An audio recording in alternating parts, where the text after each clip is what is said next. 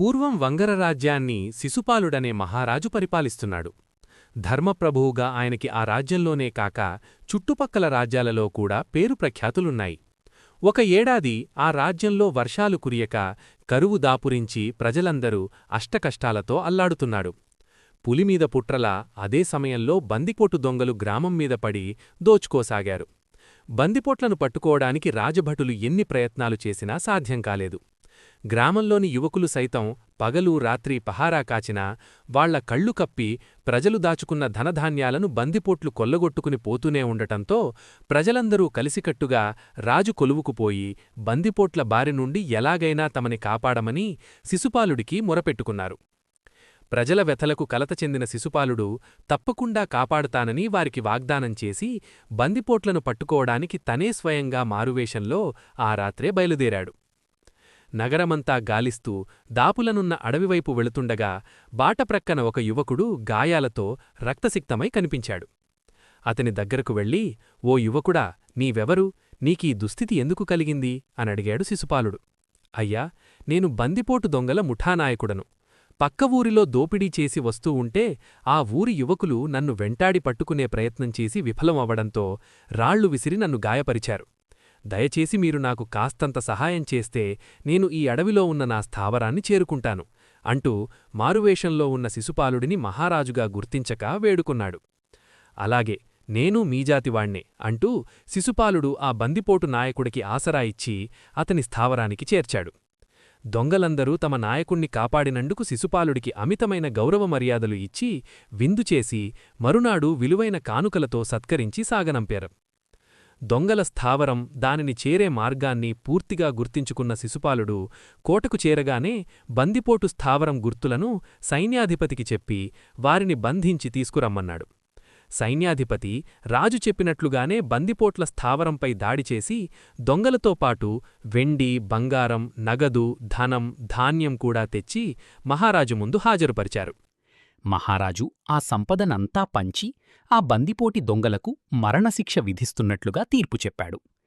ఇంతకాలంగా తమను పీడిస్తున్న బందిపోట్ల బెడద వదిలిపోయినందుకు ప్రజలందరూ సంతోషంగా మహారాజుని కీర్తించారు.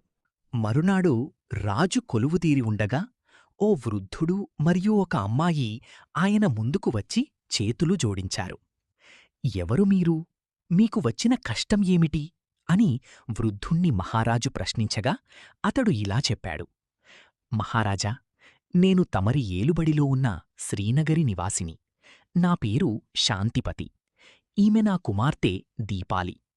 మీరు మరణదండన విధించిన బందిపోటు నాయకుడు నాకు మేనల్లుడు. అతడికి, నా కూతురికి చిన్నప్పుడే వివాహం చెయ్య నిశ్చయించాము. ఆనాటినుండి అతడినే తన భర్తగా భావిస్తూ ఆరాధిస్తోంది. విధివశాత్తు అతడు చెడు మార్గాలు పట్టి బందిపోటుగా మారాడు. అయినా నా కూతురు అతడినే కోరుకుంటోంది. అతడిని తప్ప వేరే ఎవ్వరినీ తన భర్తగా అంగీకరించనంటోంది.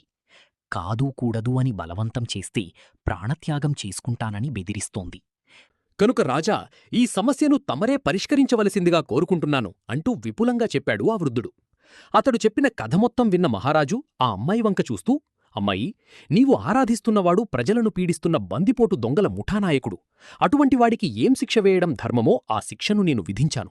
కనుక నీకు తగిన మరొకవరుడిని చూసి పెండ్లాడు అని చెప్పాడు. క్షమించండి మహారాజా, ఈ జన్మకు నేను అతణ్ణిని తప్ప మరొక పురుషుణ్ణి నా భర్తగా అంగీకరించలేను. ఇంతకాలం అతడు ఉనికి తెలియక కళ్ళు కాయలు కాచేలా ఎదురుచూస్తున్నాను. ఇన్నాళ్లకు నా శ్రమ ఫలించింది. తమరు దయతలిస్తే అతణ్ణి వివాహం మాడి మళ్లీ చెరుపనులు చేయకుండా మంచి మనిషిగా బ్రతికేలా మార్చుకుంటాను. అలా వీలుకాని పక్షంలో అతణ్ణి తమకే అప్పగిస్తాను. అది కుదరని పక్షంలో అతణ్ణి నేనే హతమారుస్తాను అంటూ గంభీరంగా చెప్పింది. ఆమె మాటకు రాజు ఒకే ఒక్క క్షణం ఆలోచించి, అమ్మాయి, నీవు చెప్పింది విన్నాక నీమీద నమ్మకం కలుగుతున్నది. ఆ నమ్మకంతోనే అతడికి విధించిన మరణదండన రద్దు చేస్తున్నాను. చెరసాల దగ్గరకు పోయి రాజభటులకు ఈ లేఖను ఇచ్చి అతన్ని విడిపించుకుపో. ఆ లేఖను అందుకున్న ఆ అమ్మాయి సంతోషంతో మహారాజుకు పాదాభివందనం చేసి వృద్ధుని వెంట వడివడిగా చెరసాల దగ్గరకు పోయి కాపలాదారునికి మహారాజు ఇచ్చిన లేఖను అందించింది. ఆ లేఖను చదివిన కాపలాదారుడు అయ్యో, ఈ తెల్లవారుజామునే ఆ నాయకుణ్ణి ఉరితీసేశామమ్మా అంటూ విచారంగా చెప్పాడు. ఆ వార్త విన్న అమ్మాయి శివ శివ అంటూ అక్కడే కుప్పకూలిపోయి ప్రాణం విడిచింది. రాజా విక్రమార్క, కథ విన్నావుగా? శత్రువైనను శరణుజొచ్చితే కాపాడాలి అన్నది ధర్మం కదా. ఆపద సమయంలో శిశుపాలుణ్ణి బందిపోటు నాయకుడు సహాయం కోరాడు.